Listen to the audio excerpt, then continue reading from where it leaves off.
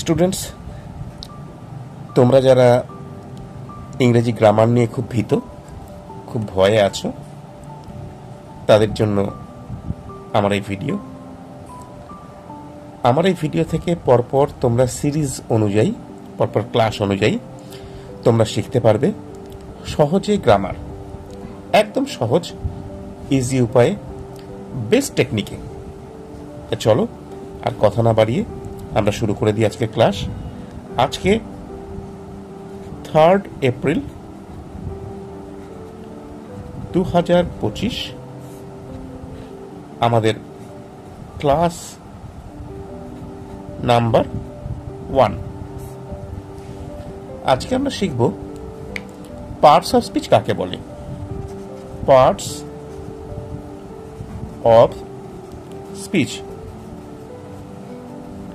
কাকে বলে আমরা সহজে মনে রাখার জন্য একটা টেকনিক শিখতে পারি।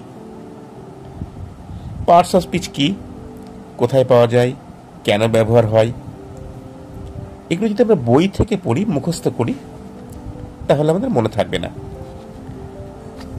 আমরা এই ক্যাপশন থেকে শিখবো, সাবজেক্ট থেকে শিখবো। দেখো, পার্টস অফ স্পিচ, তার মানে পার্টস মানে আমরা বুঝতে পারছি কিছুর অংশ, কিছুর অংশ। কিসের অংশ? স্পিচের অংশ, মানে বাক্যের অংশ। এখন প্রশ্ন হলো, কে বাক্যের অংশ? ইংরেজিতে বাক্যের অংশ কে? বাক্যের অংশ কে? এই পার্ট কে? এখানে কে? তাহলে সহজ একটা উত্তরও আছে, যা দিয়ে বাই হুইচ সেন্টেন্স তৈরি হয়। সেন্টেন্স আর মেড, যা দিয়ে সেন্টেন্স তৈরি হয়। কি দিয়ে সেন্টেন্স তৈরি হয়? ওয়ার্ডস দিয়ে। আমরা জানি ওয়ার্ডস দিয়ে সেন্টেন্স তৈরি হয়। তাহলে একটা বাক্য যদি অনেক বড় বাক্য হয়, এত বড় বাক্য হয়, তার বিভিন্ন পার্ট থাকতে পারে। এইগুলোকে একটা ওয়ার্ড, ওয়ার্ড, ওয়ার্ড, ওয়ার্ড। যেমন একটা ওয়ার্ড আমরা লিখতে পারি, একটা সেন্টেন্স লিখতে পারি, দ্য বয়েজ আর প্লেইং। এর মধ্যে দেখো কতগুলো ওয়ার্ড আছে? 4টে ওয়ার্ড আছে, 4টে ওয়ার্ড আছে। তাহলে আমরা এখন দেখব যে সেন্টেন্স যতই বড় হোক, যতই বড় হোক, তার মধ্যে কি হাজার হাজার লক্ষ লক্ষ ধরনের ওয়ার্ড থাকতে পারে? টাইপস অফ ওয়ার্ড কি অনেক অনেক অগন্তি? নো, না। এখানে একটা কথা মনে রাখতে হবে, তুমি যত বড় সেন্টেন্স লেখো না কেন, সে 2 লাইন, 4 লাইন, 10 লাইন, তুমি যত বড় সেন্টেন্স লেখো, তার মধ্যে যে ওয়ার্ডসগুলো ব্যবহার হবে, তার মধ্যে যে ওয়ার্ডসগুলো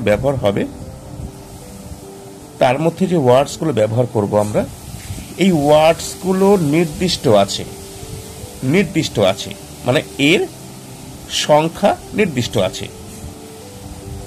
আরো একটু সহজে বুঝলে তোমরা বুঝবে যে আমরা যত সেন্টেন্স লিখি, তার মধ্যে এই ওয়ার্ডগুলো নির্দিষ্ট সংখ্যায় বিভিন্ন সময় বিভিন্নভাবে ব্যবহৃত হয়। কিরকম একটু বলি। Boys, the boys are playing.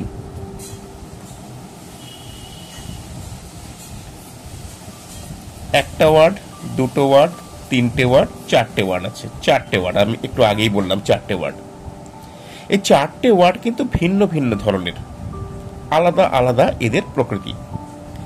সেই রকম ওয়ার্ডসগুলো যে সেন্টেন্সে ব্যবহার হয় তার প্রকৃতি, যদি লক্ষ লক্ষ আমি সেন্টেন্স লিখি তার প্রকৃতি কি হবে? তার প্রকৃতি হবে নির্দিষ্ট সংখ্যার ওয়ার্ড বারবার ঘুরে ফিরে আসে। কত সংখ্যার, কত রকম ওয়ার্ড আসতে পারে? মোট 8 রকমের ওয়ার্ড আমরা ইংরেজি লিখতে গেলে সেন্টেন্সে ব্যবহার হয়। 8 প্রকারের, 8 কাইন্ডস। এই 8 কাইন্ডসকেই বলা হবে একটা বড় সেন্টেন্সের পার্ট। এই 8 প্রকার ওয়ার্ডসই যে কোনো সেন্টেন্সে ব্যবহার হয় কখনো না কখনো। তার মানে আমি কি বলতে চাইছি, এই 8 ধরনের ওয়ার্ডই একটা বড় বাক্যকে তৈরি করে, বা বড় একটা বাক্য যদি আমরা আলাদা আলাদা করে কাটি তাহলে এই 8 প্রকারের ওয়ার্ডই কোনো না কোনোভাবে ঘুরে ফিরে আসে। যা বলছিলাম, এই 8 প্রকারের ওয়ার্ড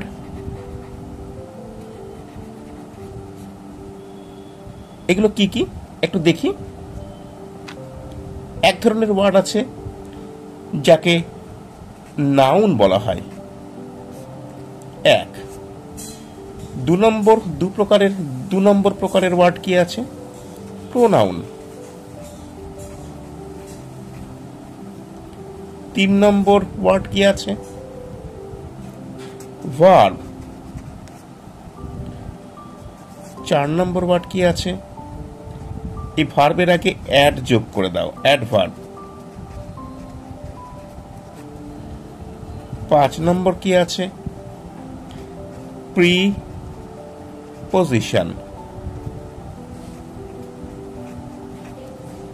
6 নম্বর ওয়ার্ড কি আছে? কনজাংশন।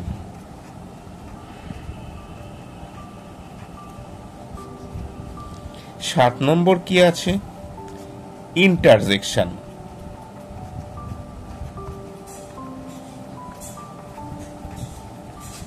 8 নম্বর খুব গুরুত্বপূর্ণ, 8 নম্বর এ কে আমি 8 নম্বরে লিখছি। এই ধরনের ওয়ার্ডকে, যে ধরনের ওয়ার্ড আমরা বাক্যে ব্যবহার করি, সেন্টেন্সে ব্যবহার করি, একে 8 নম্বরে লিখছি, কিন্তু এর গুরুত্ব 1 নম্বর থেকেও বেশি। এই ওয়ার্ডটার নাম কি? এই ওয়ার্ডটার নাম হচ্ছে, এই অ্যাডভার্বের মতোই শোনাতে লাগে, এর নাম হচ্ছে অ্যাডজেক্টিভ। অ্যাডজেক্টিভের কাজ হচ্ছে বাক্য ভালো না খারাপ এটা বোঝানো। বাক্যের নাউন, বাক্যের মধ্যে যে নাউন ব্যবহার হয়, সেই নাউন ভালো না খারাপ, নাউনের গুণ বোঝাতে, নাউনের দোষ বোঝাতে। খুব ইম্পর্টেন্ট এটা।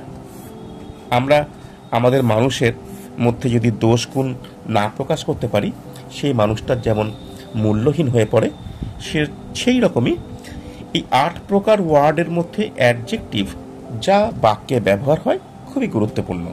এই 8 প্রকার যে ওয়ার্ড আমরা যত লক্ষ লক্ষ সেন্টেন্সে লিখি না কেন, এগুলোই ঘুরে ফিরে আসে, রাউন্ডে আসে, এগুলোই ঘুরে ফিরে আসে। একটা বড় সেন্টেন্স লিখতে গেলে, একটা বড় যদি সেন্টেন্স লিখি, এই 8 প্রকারের ওয়ার্ডই কোনো না কোনোভাবে সেন্টেন্সের মধ্যে ঘুরে আসে। কি কি ওয়ার্ড আছে? নাউন এক ধরনের ওয়ার্ড, প্রোনাউন এক ধরনের ওয়ার্ড, ভার্ব এক ধরনের ওয়ার্ড, অ্যাডভার্ব এক ধরনের ওয়ার্ড, প্রিপোজিশন এক ধরনের ওয়ার্ড, কনজাংশন এক ধরনের ওয়ার্ড, ইন্টারজেকশন এক ধরনের ওয়ার্ড, আর সব থেকে গুরুত্বপূর্ণ হচ্ছে অ্যাডজেক্টিভ। তাহলে আমরা কি জানলাম? পার্টস অফ স্পিচ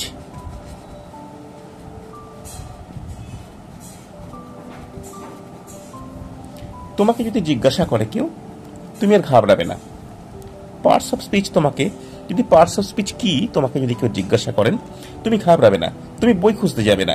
তুমি তার বলা, যে ব্যক্তি বলবেন তার বলা এই ক্যাপশন থেকেই তুমি পার্টস অফ স্পিচ বোঝাতে পারবে। পার্টস আছে, কিসের পার্ট? স্পিচের পার্ট। স্পিচ কি? বাক্য বা সেন্টেন্স এর পার্ট। বাস হয়ে গেল। পার্টস অফ স্পিচ কি? পার্টস অফ স্পিচ, যিনি বলবেন তার বক্তব্য তুমি ধার করে নিয়েই খুব সংক্ষেপে, খুব ট্রিকিলি, খুব বুদ্ধি করে বলে দিতে পারো।